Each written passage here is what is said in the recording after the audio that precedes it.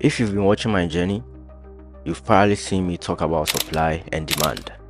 So in this video, I'm going to break down the exact framework I'm using to turn 4,751 and 38 cents into 500k.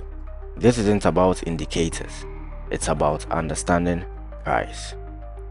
I trade using supply and demand. I know it's a common concept, but this is how I personally understand it and apply it in the market. One thing I've logged in is this: price doesn't respect time, it respects movement.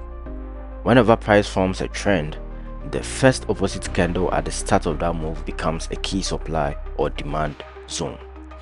As price continues moving, other opposite candles along the way form what I call continuation zones. In a downtrend, I focus on supply. In an uptrend, I focus on demand.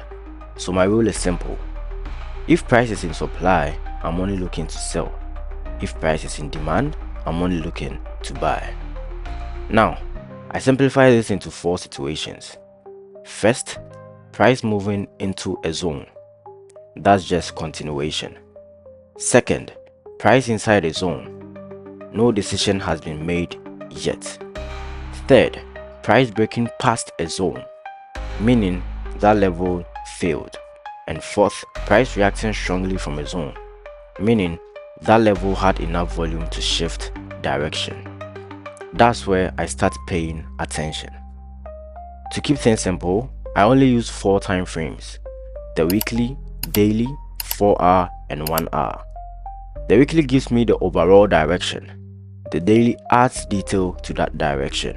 The 4-hour confirms the move, and the 1-hour helps me align with what the session is doing.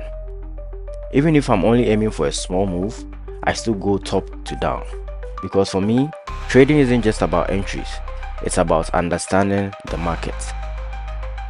Now here's something important: every session tells its own story, so I don't rely on levels from the London session when New York opens.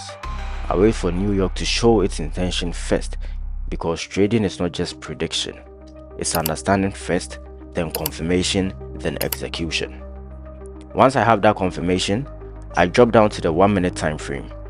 That's where I look for entries based on how price reacts at my levels. And when I get that confirmation, I execute. My risk management is simple. I take a maximum of 2 trades per day with a 1:2 risk to reward, because I don't want to get caught up in overtrading or chasing the market. There's always another opportunity. So I stay patient, I stay disciplined, and I stick to the process. And this is the exact system I'll be following throughout this entire journey. If you've been following the journey, you'll see me apply this in everyday video. Thank you.